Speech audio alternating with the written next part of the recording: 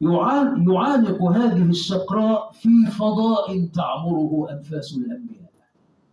كيف يجمع كل هذه المكونات؟ فالشعر طفل يماني تعانقه شقراء شامية تستعذب الغرق، تضمه فيراها نصف آلهة وقد رأته نبيا يعبر الطرق. أنا في تقديري الخاص، وطبعا قد تسمح الظروف بكتابة دراسة نقدية ضافية لأنه الكلام الشفاهي لا أظنه يستوعب هذا، لكن أشيد بآخر قصيدة ودعنا في الديوان، قصيدة سفر عبر الموت. استخدم هنا التنصي المعكوس الذي نعرفه أن النبي موسى عليه السلام، وهو الأكثر ذكرا في القرآن، أمسك بالعصا واستخدم سحر العصا، لكنه استخدم هنا تنصا معكوسا، وطالب العالم العربي بأن يستعيد نبوة عصا موسى. موسى أين النار؟ كيف ينام الوطن المفجوع بهذا الليل العار؟ يبدأ معك هذه البداية الصادمة، وكأنه لا يسائل موسى لكن يسائل عالما عربيا يغط فيه الاستخداء ولغة الاستباحة والعذاب. هل ضيعت عصاك الأولى؟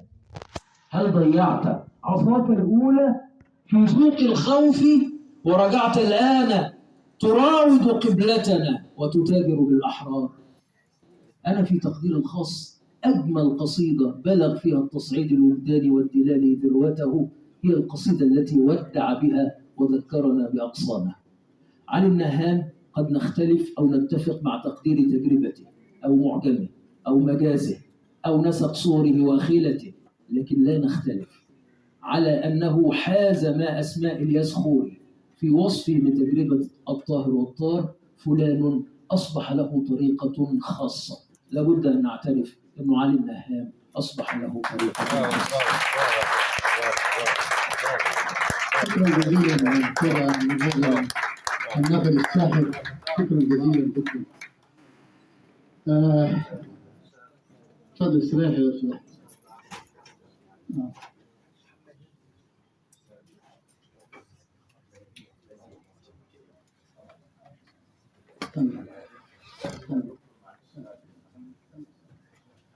الثلث الساعة الأخيرة من هذا الحفل يعني بالغة الجمال، الأهمية والهيبة. أستاذ حلمي فودة، فضل شوية في لحم أستاذ محمد. أستاذ حلمي فودة هذا النجم الكبير، أستاذ بهري